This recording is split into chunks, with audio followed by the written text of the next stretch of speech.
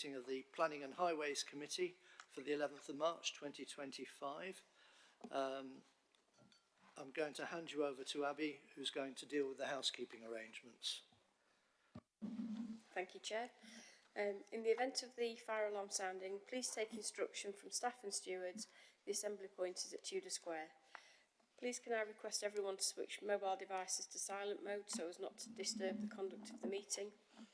The meeting today will be webcast and the recording will also be available for people to view later through the Council's website. It is also possible that Sheffield Live TV will record and rebroadcast this meeting. While ever the meeting is open to the public, photography, video and sound recording of the proceedings is permitted.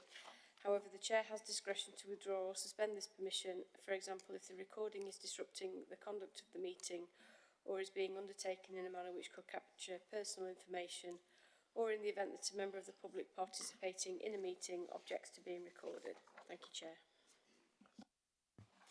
Thank you, Abby. I should say that my name is Mike Chaplin. I'm a councillor for Southey Ward and I'm joint chair of the committee and chairing the meeting today. And I'm now going to ask each member to introduce themselves in turn. Good afternoon, I'm Councillor Janet Ridley, member for Stocksbridge and Upper Don. Hello, I'm Councillor Mary Lee for Darnell Ward and I'm substituting for Councillor Nicky Belfield. Good afternoon, I'm Councillor Tony Downing, member for Mossborough Ward. Hello, I'm Mark Whittaker, Councillor for Stocksbridge and Upper Don. Thank you.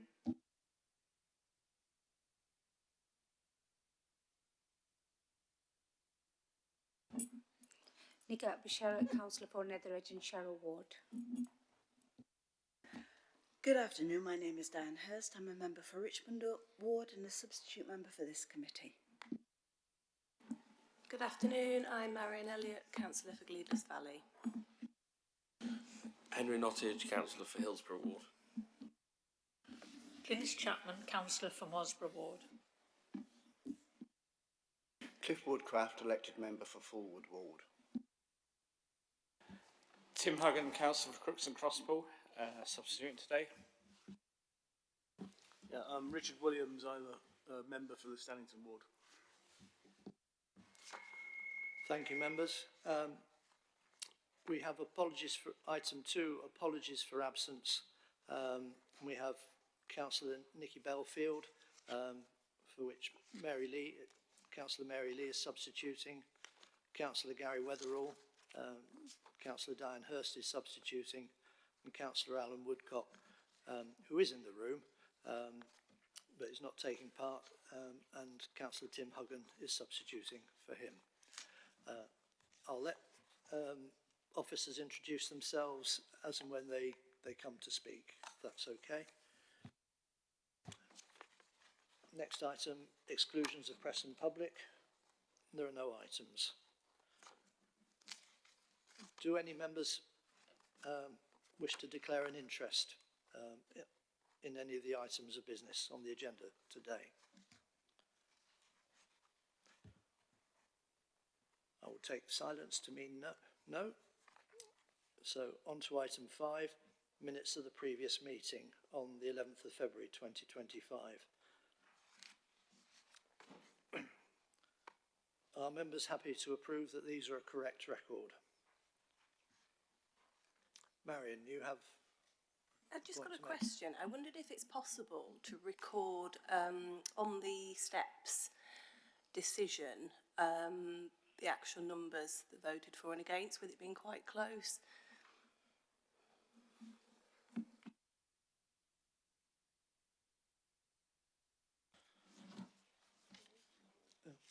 Vicky, do you want to comment?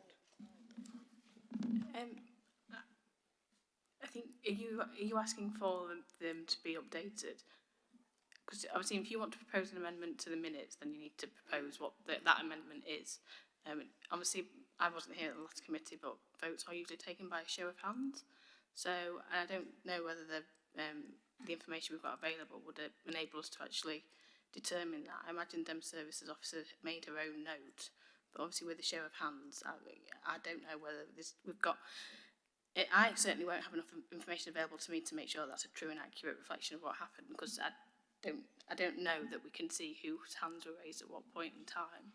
So the voting in the Constitution does say it's on a show of hands. That's the process that's been given. I think there is a process to request a recording of votes in certain circumstances. Obviously, I assume that wasn't taken up.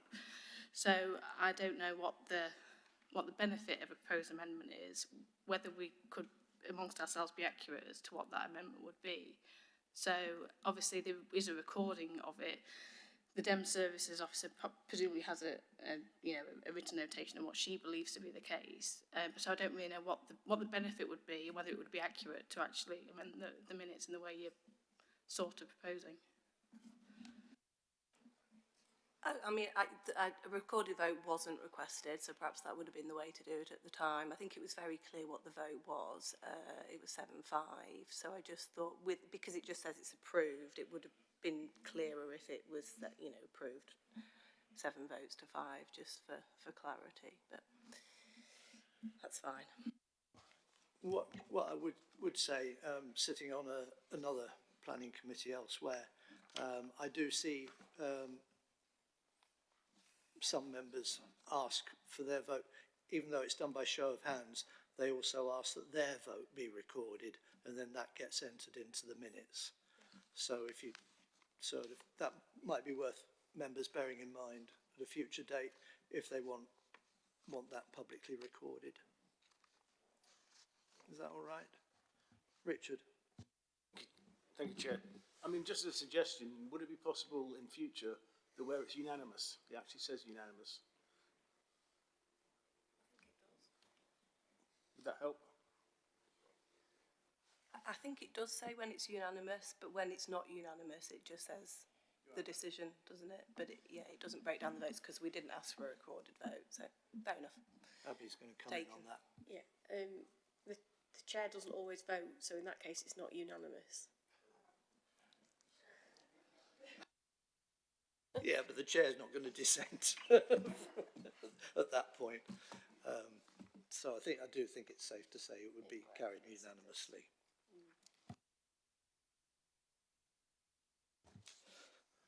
So, after that discussion, interesting though it is, are members happy to accept that these minutes are an accurate record? I would take silence to mean yes. Item 6, site visits. As usual, the date for the next site visit is in the members' diaries. It will be on Monday the 7th of April. It'll actually be at 10 past 10 till probably 10 minutes past 12-ish. And that's because we've moved the time back a little bit to enable people to get into the city centre to pick up the minibus.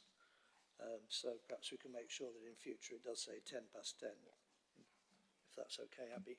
Yeah. Thank you. Item 7, applications under various acts and regulations. We have one application to hear today, and that is item 7A, application number 22/03233/full, and that's the former Yorkshire Bank at 12 Lound side. It's in Chaplin, Sheffield, S35 2UR, and it's on page 19 of the agenda. And I'm going to ask Andrew to present the report. Thank you very much, Chair. My name is Andrew Burton, and I'm the nominated representative of the Planning Service today. My job role is team leader for the North Area team in the Development Management Service. So this particular application concerns the former Yorkshire Bank site, which is located in the centre of Chaplin on Lound side.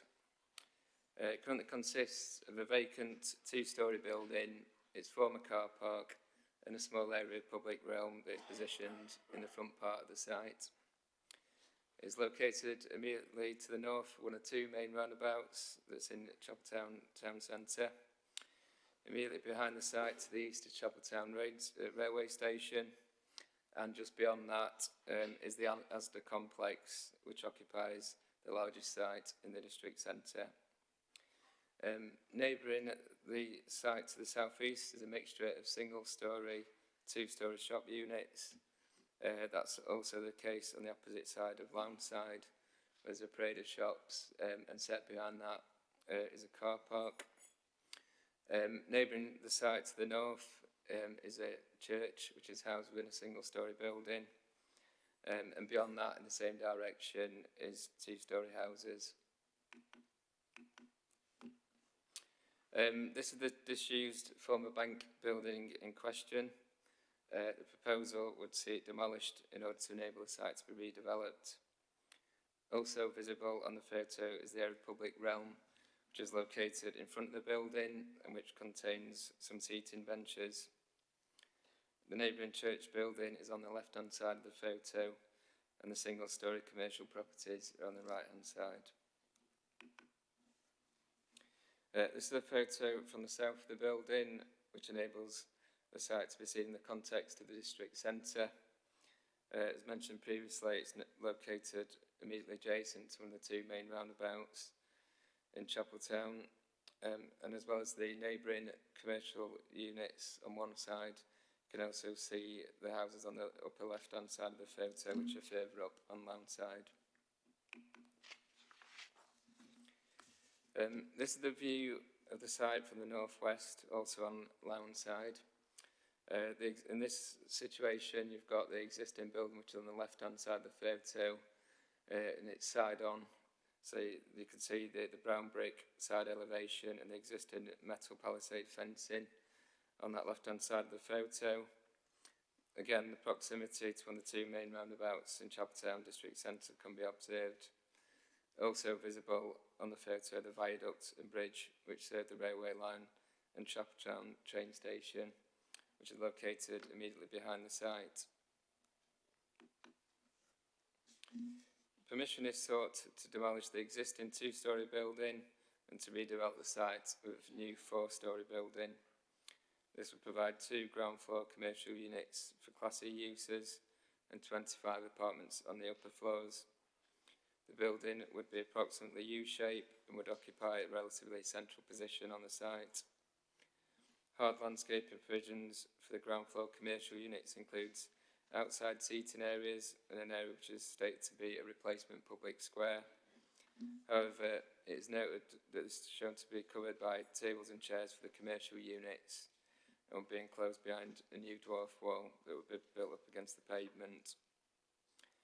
Outdoor amenity space for the apartments would include a communal garden towards the rear of the site and a private courtyard in the centre of the building.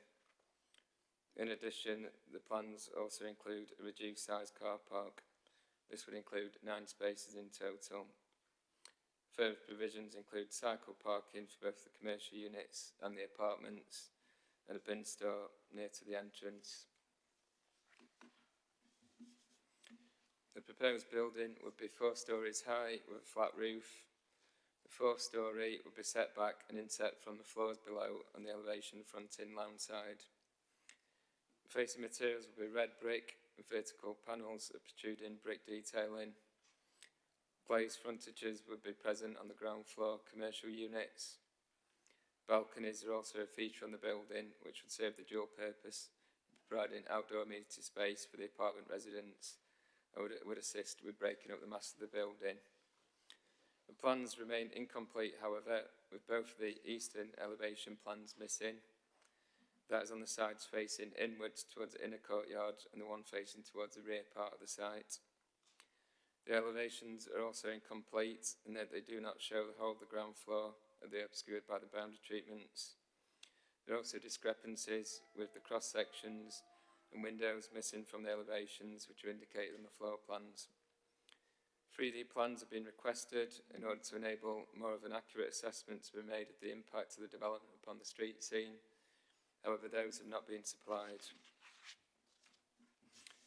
The report explains that there's been 23 objections received to the application from members of the public, the local MP that was in situ at the time, in Ecclesfield Parish Council.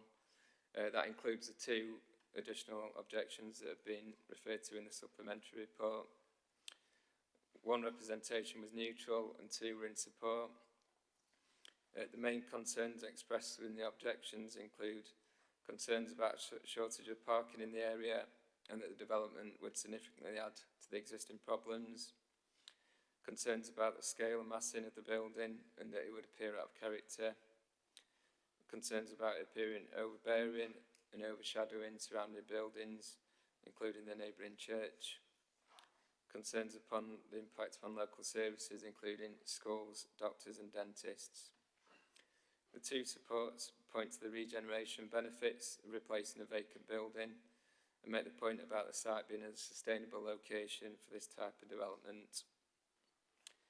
The committee report summarises the assessment of the application which has been carried by officers.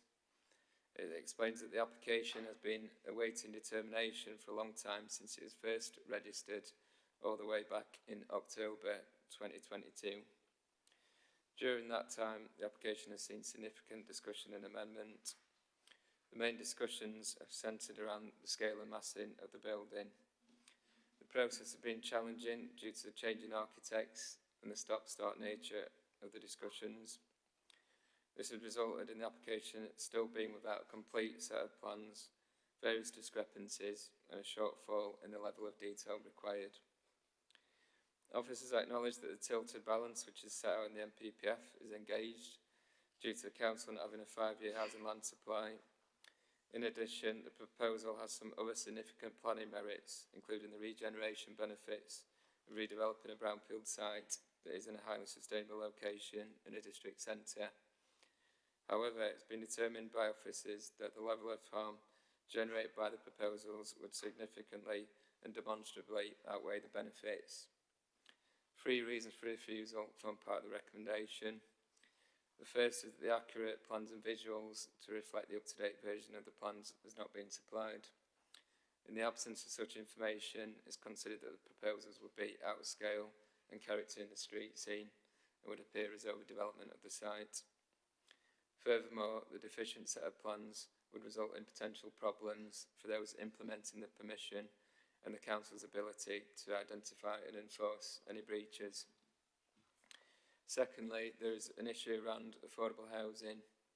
A viability appraisal submitted with the application and subject to independent review established that nil affordable housing would be viable to begin with.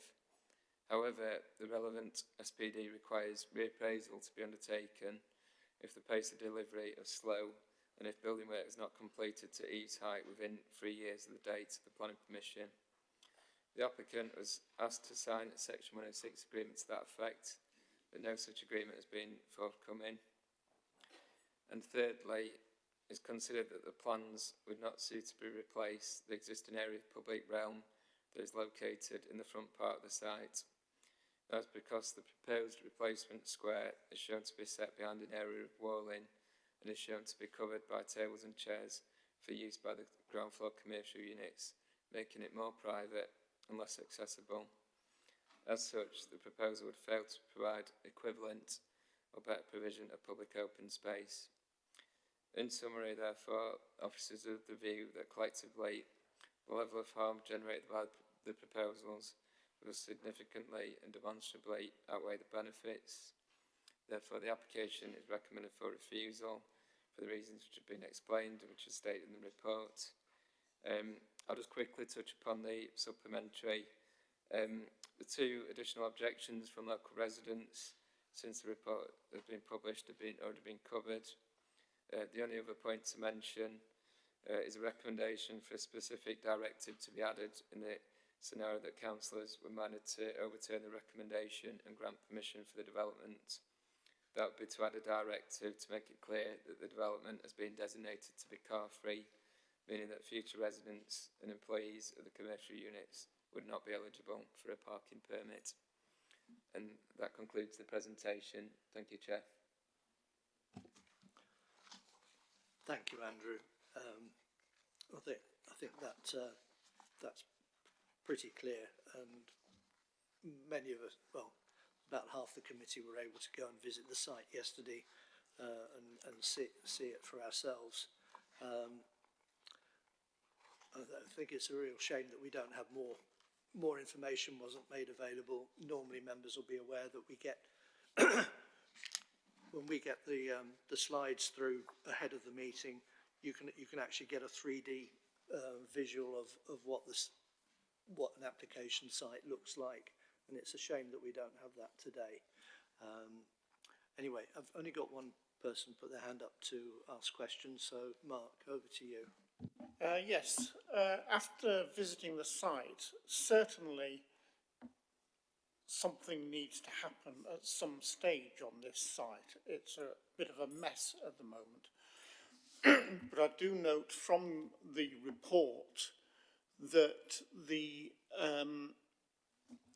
25 homes represents a density of 156 dwellings per hectare, which is set against an appropriate density range of 50 to 80 dwellings per hectare. So the proposed density does far exceed that. So the question is, how important do you think that discrepancy is?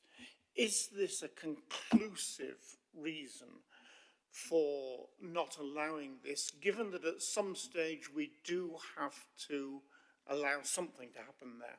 Thank you. Yeah, thanks for that question. I think in this case, we have to take stock of its location and the fact that we don't have a 5-year housing supply at the current time. So we have acknowledged that the tilted balance that's in the NPPF would be engaged. This particular development would be classed as a windfall type development, and it would contribute towards addressing the deficit in the 5-year housing land supply. So I don't think the fact that it goes above the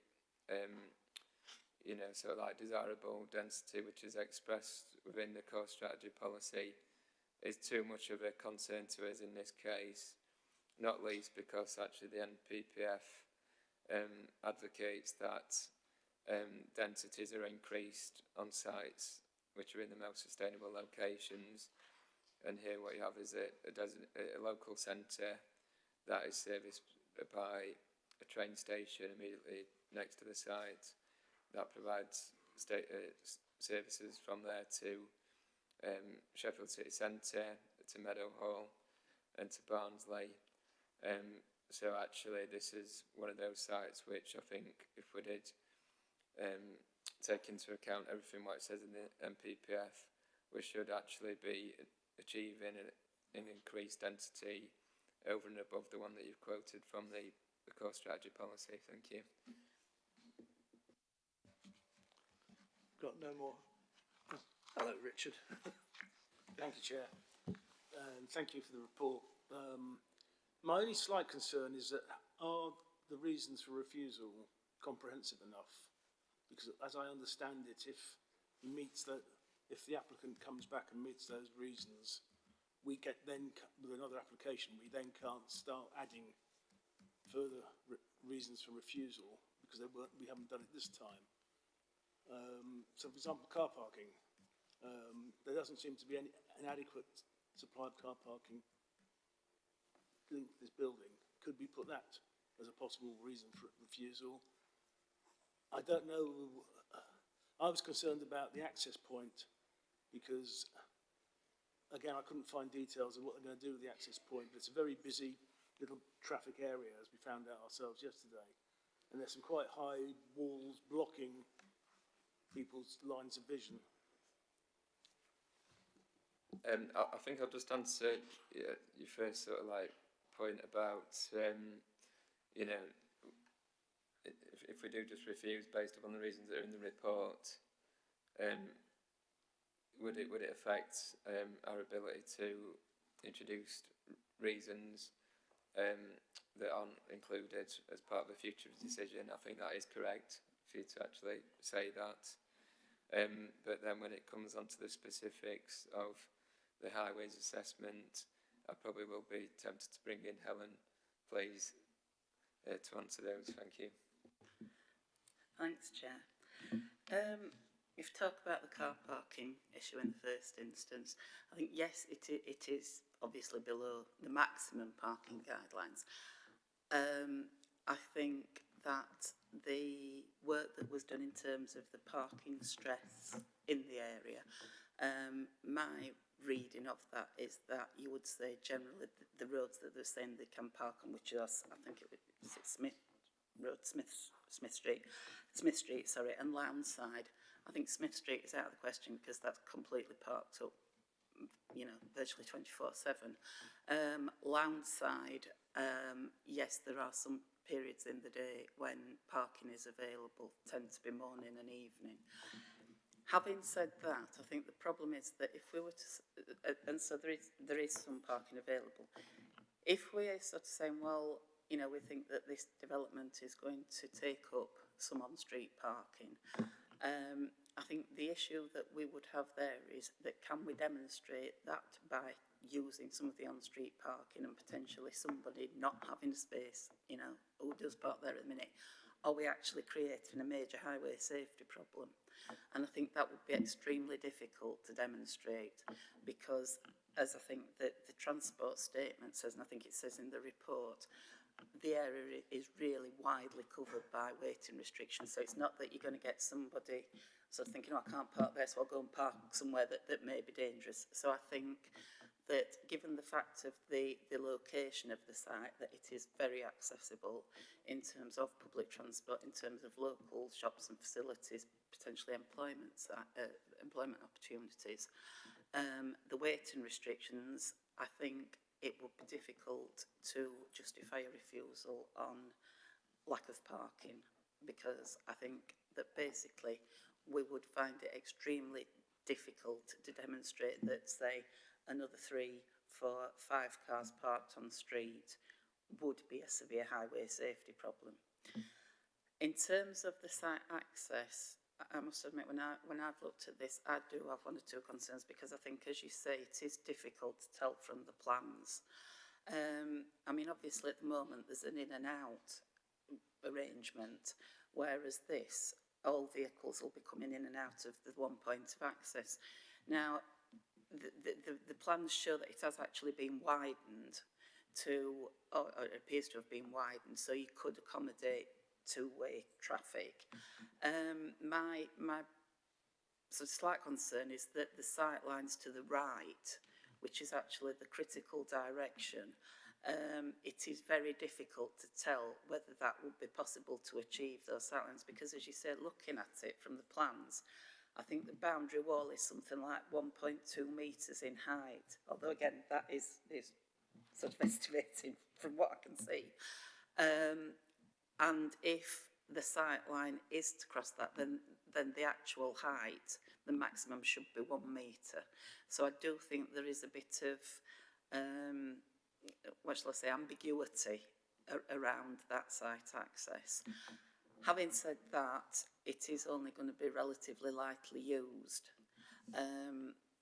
But I agree, I think it is difficult to judge with a great degree of accuracy based on what we've got there at the moment, that you can achieve the guidance. Thanks, Chair. You okay with that, Richard? Diane?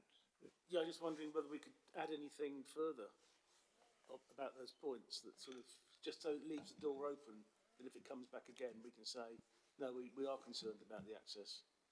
Because if we don't, as it stands, if and correct me if I'm wrong, because we're not specifically mentioning it, the applicant could potentially say, well, it wasn't a problem last time. Wouldn't it be secured by condition? Whether it was agreed today or whether it was a future application came along. I mean, I think that's one possibility, and obviously that's in the scenario that, you know, sort of like members are not minded to agree the recommendation to refuse permission and actually think that the development should be allowed, and then we'd have to design a whole set of conditions then to put onto the planning permission, including anything relating to access and highways arrangements, protecting sightlines and boundary treatments, the type of things which would look at conditioning. But just in terms of the question about whether we would add to the reasons for refusal at this stage, given what Helen said, I think I probably would just want to sound Vicky out. Thank you, Chair. I'm not sure whether Helen concluded that she thought the sightline issue could be added as a reason for refusal, but I do think she's suggesting there's an ambiguity there that she's unable to fully assess. The point that you're making there is quite reasonably is about being consistent in planning decisions, and there being a slight concern there. So I think it's available to members to propose and second and vote through a fourth reason for refusal, on the basis that without accurate plans, you know, in the same way that the first reason for refusal has been added, you could say due to inaccurate plans, concerns regarding sightlines, and then delegate the finalising the wording between the officers and the co-chairs. So obviously there'll be some policy to put to that.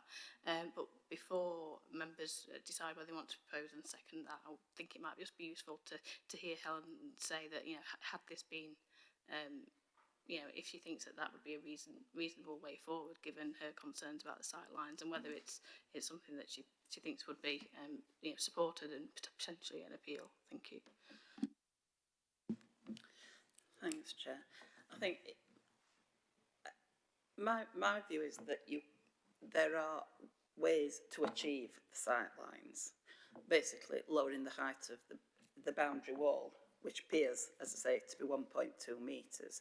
Now, that is obviously a highway method of doing it. Whether that would be acceptable to anybody else, I don't know. My concern is that we can't determine whether that is acceptable or not. And as such, we can't say that the required or the advisable sightlines can be achieved, and obviously that is then potentially detrimental in terms of safety. And from the plans that we've got, I cannot determine that. So is that?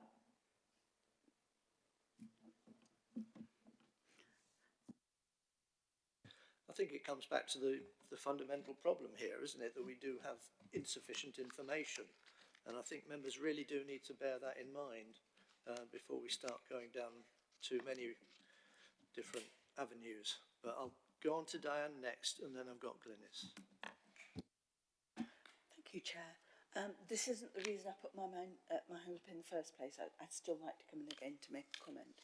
But think about what Helen said and Vicky said, relating to Richard's point. Does it not bear recording that we do have these concerns? I know that it's all tied up with the lack of information that we've got, but it's lack of information that we have with regards to a particular point of highway safety and sightlines. So it's part of the same, but also a very important, different part, as we know who've sat here for and listened to representations from members of the public who've had concerns about other schemes. I think it bears. I mean, if Richard wanted to propose some form of words, I would quite happily second that, because I think it's part of the same whole, but a distinct part of the same whole. If that's not too confusing. I think that makes perfect sense, and I think we'll probably come on. We will come on to that before we get to the point where we're voting. But we're still at the stage of taking questions. But yeah, hold that thought, and we will come on to it before the vote. Glynis. Yes, thank you. On the visit yesterday, what we did notice was just by that entrance exit is a bus stop. And cars are going to be coming out of there across the pavement. So there might be somebody running for the bus, somebody who's just got off the bus and won't see cars coming in or out. And I just think it makes it even more difficult to say you've got a true sight there, and it is probably a bit dangerous. And as we, Councillor William and I did walk up that the entrance to have a look and see, it is quite steep, and cars coming out of there aren't going to be able to see pedestrians as well as look at cars as well. it's not quite open. Right, that's my first point. Your point was more an answer to Richard's Yeah. question raised yeah. earlier rather than a question in itself. 'Cause Yeah. The second one is a question. There's nothing in, I can't see where it says how big these, what's the square footage of these one-bedroom apartments? Do we know how big they are? I don't have a breakdown with me for each individual flat. I think there is just a section of the report which talks about the case officer assessment of the internal space standards against the national standards, and it says that the majority of circumstances the proposed flats would comply with the national space standards, apart from, I think it's 5, I'll just try and get to the right page. So it was felt that they would, I think there was quite, it wasn't a huge amount, which those 5 were below those standards. So holistically, the case officer felt that there wasn't a reason to reject the plans just based upon the failure for those 5 units out of the 25 to narrowly fall short of the national space standards. Thank you. Did you ask for plans for the other floors? It would have been useful to see a plan of the other floors. So yes, they do form part of the application, sorry, the floor plans. I just haven't got them in the suite of documents which form part of the presentation, sorry. I'll make a note of that for next time, sorry.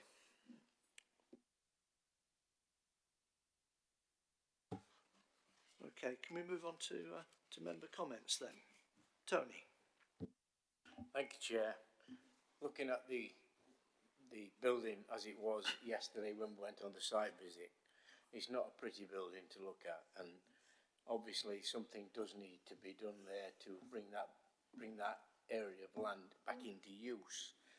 However, the size and the scale of the building proposed is way beyond everything else in that area, and with all the other issues that are around it, what with the parking, what with the public space in the front, and other things like that, I'm minded to vote with the officer recommendation. Thank you, Chair.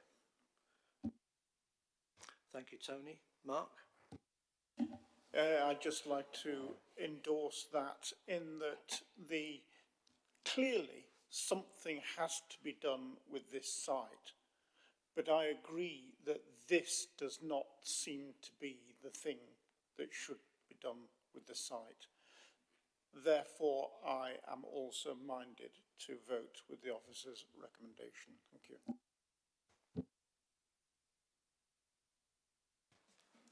Thank you, Chair. Yeah, I mean, I find it difficult to assess what it's going to look like, really, without the appropriate drawings of the proposed building in the settings.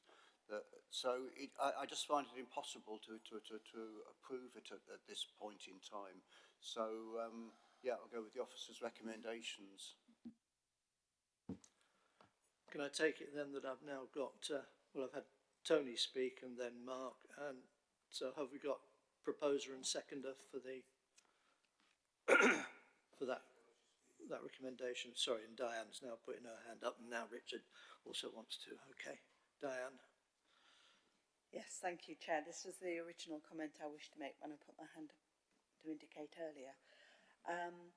I think the position of this building, it has the potential to have something that is really makes a contribution to the street scene, and it's the right building there could lift the area, but I do have concerns, particularly that we don't appear to have enough information supplied to us that we are confident that we can make the right decision about the amenity and the usability of that building, the livability of that building for people that are going to end up there. And particularly, and I'm glad to see this point because it's a bit of a think of mine, we've had so much privatisation of public open space in the past. I think we have a duty to look to protect it wherever we can. And putting a public open space with cafe tables and chairs behind a 1.2 metre wall doesn't seem to be giving the impression to the general public that it is public open space. So I do welcome officers' recommendations, and if the developers wish to come back and engage and supply more information to future time, I think we have, you know, say, please do so, because we'll listen to you, but we're not going to make decisions unless we have the information that we need to make sure that we've made the right decision. Thank you, Chair. I think those comments are spot on, and I think that officers feel the same way.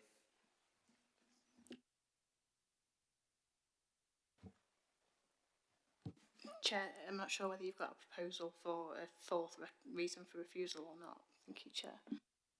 I think the reasons for refusal are the reasons set out in the report. I'm conscious that Richard is also waiting to come in, but I thought there was an additional reason coming in over highway access to and Yeah, I think if it's the and appropriate safety. time. Yeah. Yeah, I would like to propose that we could put in an additional reason for refusal based on the conversations about inadequate plans for appropriate and safe access. We just don't know that. Therefore, I think that's based on what I've heard from Alan. If somebody would second it, I'd appreciate it. I was just going to say, I mean, highway safety is a very significant material planning consideration, very significant. So if there is highways concerns, then that would be a valid additional reason for refusal, as I would see it. As I said earlier, Chair, I'm perfectly happy to second that. Chair, obviously you just need to take a vote on a show of hands whether to add that fourth reason for refusal, but I would just add that officers, as I say, finalise the wording of that additional reason for refusal and check that with yourself in this instance as co-chair. Thank you. Okay, can I see a show of hands in support of that additional recommendation?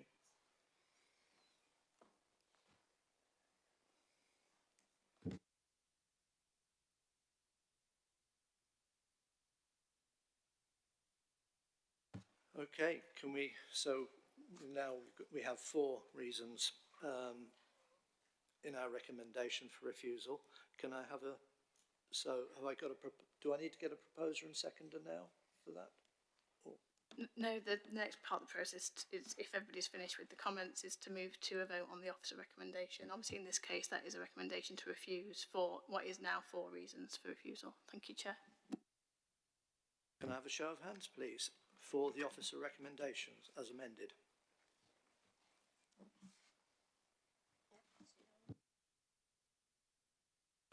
That is carried. Thank you all very much for that decision. We can now move on, and thank you, Andrew, for bringing that to us.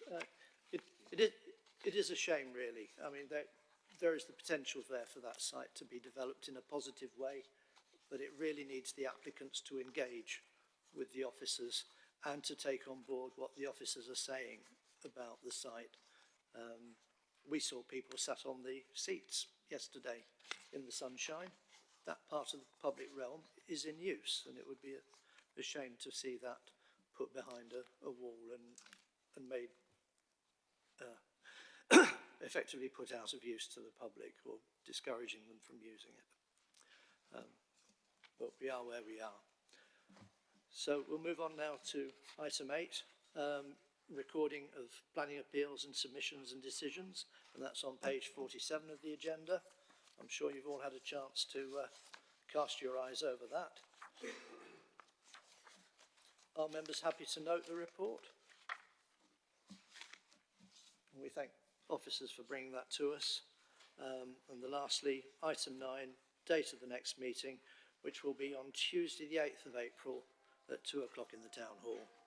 Thank you all very much for attending.